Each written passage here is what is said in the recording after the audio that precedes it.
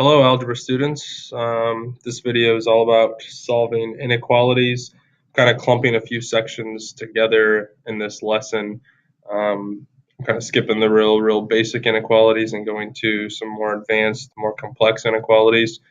So as you can see, there are basically three things that we want to answer in this section. You can find these in your algebra book, of course. But number one, what are the similarities and differences between solving an equation and solving an inequality? Number two, what is the major difference and the key thing that you must remember when solving an inequality compared to solving an equation? And number three, how do you graph an inequality on a number line? Specifically, how do you know which direction the arrow points, and how do you know whether to use an open dot or a closed dot?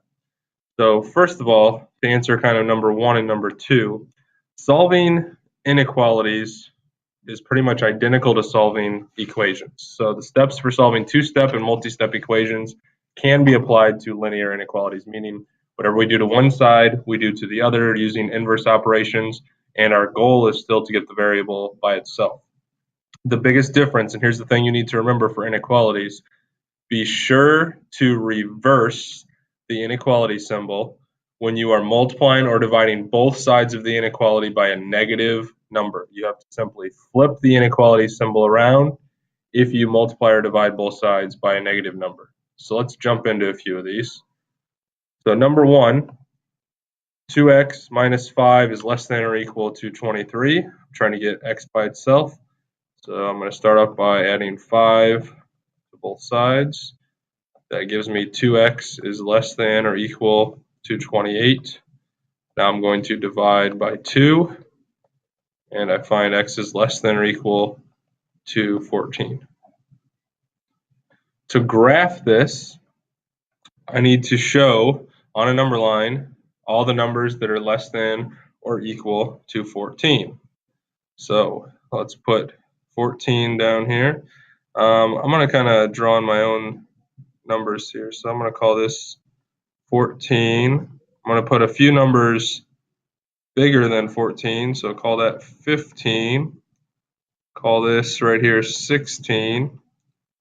And now some numbers that are less than that, 13, 12,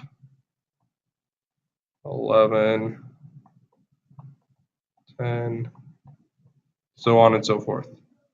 So if I'm showing less than or equal to 14, first of all, the equal means that it's going to be a closed dot on 14.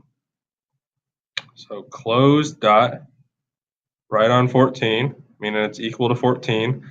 Less than tells me I'm going to the left. So I'm going to draw a line. I kind of like to do a little squiggly line so it's easy to see. And that's how I show all the numbers less than or equal to 14. Number two, negative 6y plus 5 less than or equal to negative 16. So we're solving, trying to get y by itself, minus 5. Negative 6y is less than or equal to, that would be negative 21.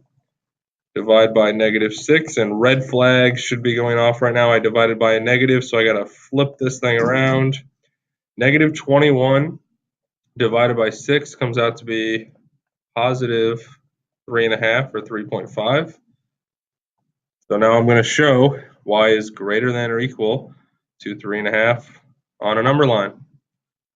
So go down here, I'm going to put 3. I'm going greater than, so I know I'm going to go to the right. So let's put the 3.5 somewhere down here on the left side. Let's call this right here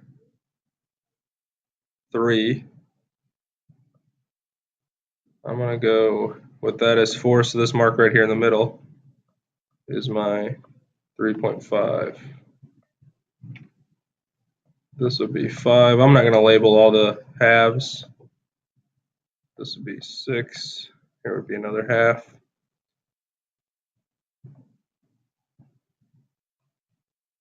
This would be 2.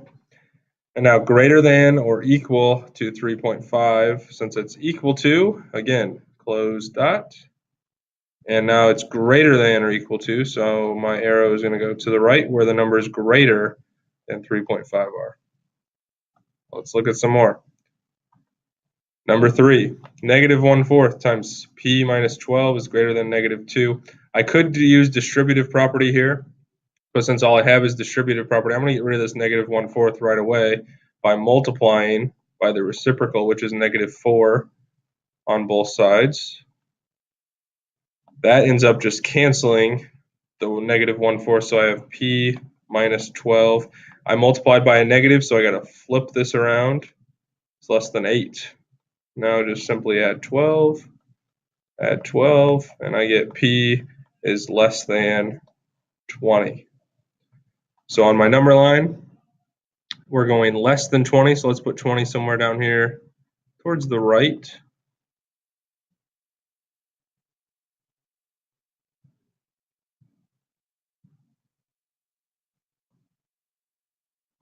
And I'm not going to fill in everything. You kind of get the idea here. That's good. Less than 20. So it's not equal to this time. So that means we have an open circle at 20. Less than means we're going all the way to the left. Number 4, last one, and then we're going to talk about some special cases. This time I have variables on both sides. I always like to get rid of the smaller one, move it over to the side with the bigger, that way I end up with positive 2x here. Minus 12 is less than or equal to negative 4. Add 12 to both sides.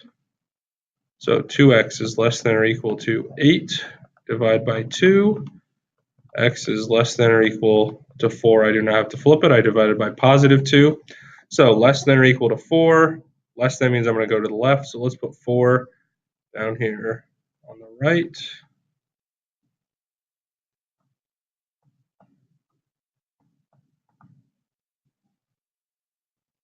It does say less than or equal to.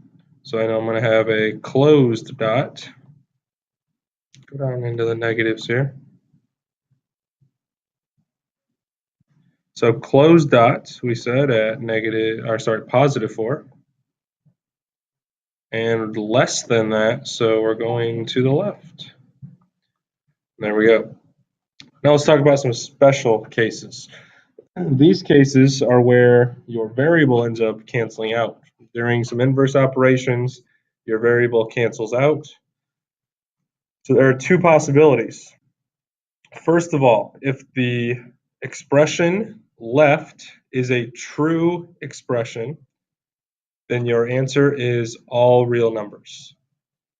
If after the variables cancel out, it produces an inequality that it's false, then it has no solution. Here's what the graphs of all real numbers and no solution looks like. So anytime you get all real numbers, it's going to look just like this. It's going both directions. It's just a line across the number line.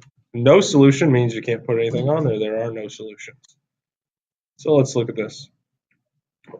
First, we would start with distributive property here. And now I would try to get my variables together. They're both the same. So when I go to subtract, they're going to cancel. So I'm left with this inequality. 25 is less than 17. That is a false statement. So in this problem, it means that there is no solution. I'm not going to take the time to draw the number line, but it would end up looking just like this. There's nothing that I can plot. Final example. Looks like on the right side I have distributive property, so I'm going to do that. That would be negative 8s plus 4. I'm going to add 8s to both sides. Those cancel. I have 1 is less than or equal to 4. That is a true statement. So my answer would be all real numbers, meaning I could use any real number and it would make that inequality true. Again, the number line would look just like this.